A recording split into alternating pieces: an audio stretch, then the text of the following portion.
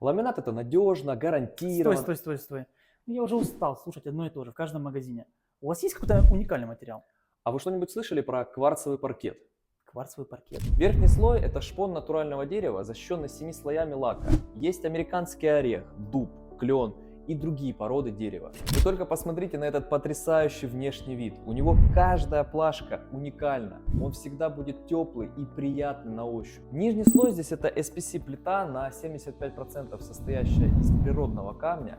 Это дает покрытию 100% влагостойкость и совместимость со всеми видами теплых полов. Вот это уже другое дело. Сколько он стоит? Все декоры стоят до 5000 рублей.